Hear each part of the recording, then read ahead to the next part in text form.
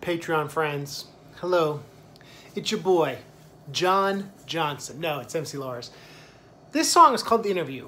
I want to talk about my podcast. And this song is about Hal Condenza going to interview for University of Arizona and finding he can't speak. And I did a podcast with Greg Carlisle, who wrote a book about David Foster Wallace's Infinite Jest. But be sure to check that out for more information. These are the last two Infinite Jest songs. So, 3 things to make a good podcast. 1, doing prep. I always want to be like, have a list of questions that kind of go over the biography of the person. And the theme for each one is, so how did you know that if you did, what inspired you to make that change and how's it going? Number 2 is to really listen. Because I think in conversation so much, we're always waiting for the next thing to say. And sometimes my podcasts, when I'm trying to dictate the conversation, I go back and listen. They're not as strong as if I'm actually listening. And sometimes I go off script, you know.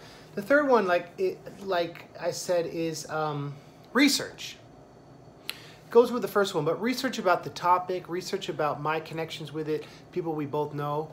And I guess the fourth thing is editing. I edit them a lot. The only podcast I haven't edited was the one with Sean Donnelly, creator of Jeff and Some Aliens. So this song is about Hal sitting down at the University of Arizona, worrying about whether he's going to get picked to play tennis for this elite school.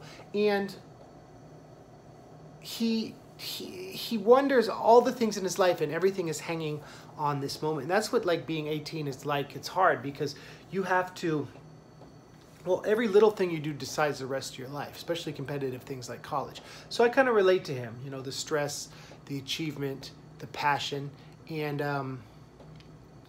the book starts out with this, but it's actually the end of the story. So if anyone interested in Infinite Jest, I recommend Greg Carlisle's Elegant Complexity, which is a reference to Eschaton, the tennis game they all play. And I recommend going online to the Reddits, the subreddits of Infinite Jest and all that, because it's very helpful to try to keep track of everything that's going on with the book, because it's complicated.